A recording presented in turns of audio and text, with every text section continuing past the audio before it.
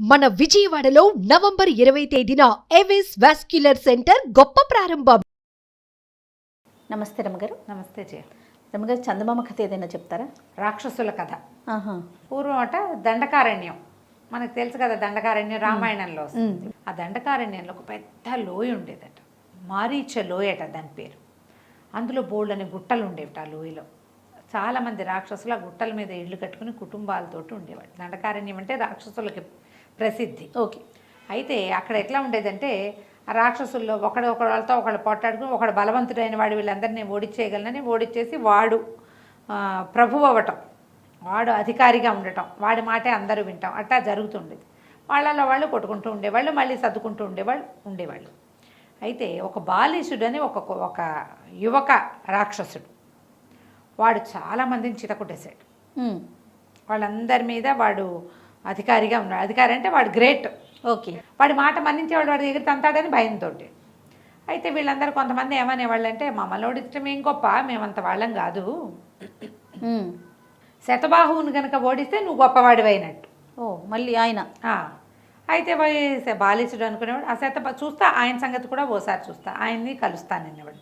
శతబాహు పెద్దవాడు, వివాహితుడు, బాలీసుడు కుర్రాడు.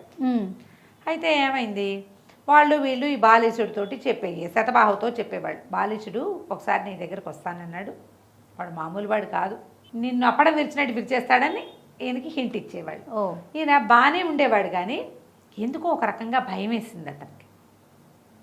ఇక్కడ ఉన్న వాళ్ళందరినీ తను ఓడించగలడు, తను ఓడించగల వాళ్ళందరినీ ఓడించిన వాడు తనని ఓడిస్తే అలాంటి ఊహ వచ్చేది. భయపడ్డాడు. లోపల ఒక బెదురుగా ఉండేది, ఎక్స్ప్రెస్ చేసేవాడు కదా, రాని చూద్దాం అనేవాడు.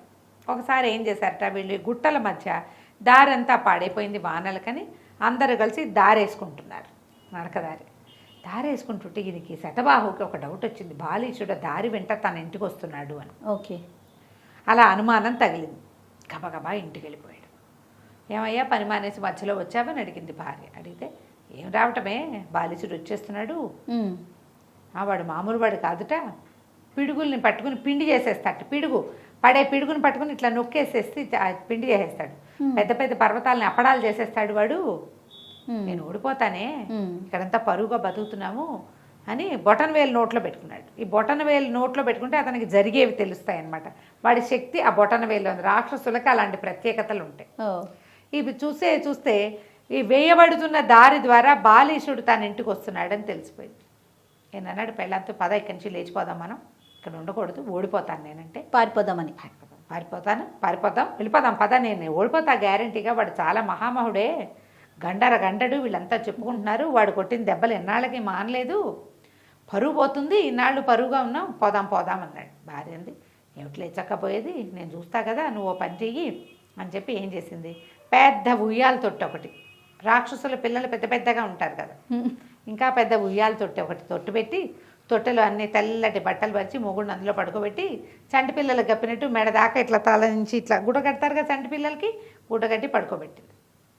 ఇక్కడే పడుకో నేను చెప్తా అని చెప్పి చుట్టుపక్కల అందరిళ్ళకి వెళ్ళి ఇనప పెనాలు ఇంత వాళ్ళు అట్లు పోసుకుంటారట, రొట్టెలు చేసుకుంటారట. రాక్షసులు కూడా మాత్రం ఉంటాయి, అన్ని పెద్ద సైజులే, అన్ని పెద్ద. మరి కాదు, వాళ్ళు మనుషులు పెద్దవాళ్ళు, 15 అడుగులు 9 అడుగులు వాళ్ళు కదా, వాడు ఇంత కప్పులో పాయసం ఎలా తింటాడు, ఆ మాత్రం ఉండద్దా, కప్పింత ఉండాలి, కంచం అంత ఉండాలి.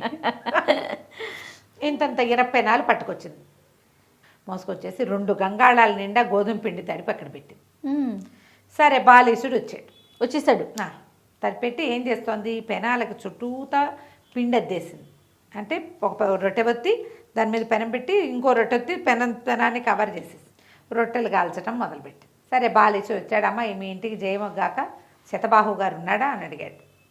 ఎక్కడ నాయన, మా ఆయన ఎక్కడున్నాడు, ఎవరో బాలీసుట్ట కుర్రాట, వాడు ఈయన మీదకి యుద్ధానికి రాబోతున్నాడని తెలిసింది, రోషంతో ఏదో ఇరిచేసేసి అవి ఇవి విసిరిపారేశాడు, అదిగో చూడు ఆ చెట్టు విరిచి అక్కడ పారేశాడు. అతను శతబాహు తిరిగి వచ్చేటప్పుడు ఉద్రేకంతో ఒక చెట్టు విరిచి, ఒక చెట్టుని ఇట్లా పీకి దానికి కింద వేళ్ళు అవి విరిచేసి దాని చేతికర్రగా ఊతంగా పుచ్చుకొచ్చాడు. ఓకే. చూడు చెట్టు పీకి అక్కడ పారేశాడు, కట్టెల పేర్లు వేయవయ్యా అంటే వేయకుండా పోయాడు. రోషంతో ఎక్కడ వెతుకుతున్నాడో ఎక్కడ తిరుగుతున్నాడో అన్నాడు. అని చెప్పేసరికల్లా, అమ్మ ఆయన వచ్చే వరకు వేచి ఉండమంటాం, తప్పకుండా నాయన నువ్వు వస్తున్నామని తెలిసి ఇదిగో పిండి రొట్టెలు చేస్తున్నాను అని చెప్పి సరే పొయ్యి వెలుగుతోంది, ఈవిడ రొట్టెల పిండి ఒత్తుతోంది, పెనం మీద పొయ్యి మీద కాలుస్తోంది రొట్టెలు. చూస్తూ కూర్చున్నాడు. కూర్చుంటే ఈవిడ ఏమంది, నాయన గాలి అడ్డంగా వీస్తోంది, పొయ్యి ఆరిపోయేలాగా ఉంది, ఇల్లు కొంచెం పక్కకి తిప్పుదు అంది. కాంతపడి ఇల్లు తిప్పటం ఏమిటి, ఇల్లు ఎట్టా తిప్పుతారు అనుకున్నాడు. అనుకుంటే ఆవిడంది, మా ఆయన అట్టాగే చేస్తాడు నాయన, ఇక్కడ గాలి కనుక ఎక్కువ వచ్చిందనుకో వాడు పక్కకి తిప్పుతాడు గాలి వాళ్ళు లేకుండా అనేసరికి వీడు అమ్మ బాబాయ్ ఇల్లు తిప్పుతాడా అని వాడికి కుడి చేతి మధ్య వేలు ఇట్లా మెటిక విరవంగానే వాడి బలం పెరిగిపోతుంది.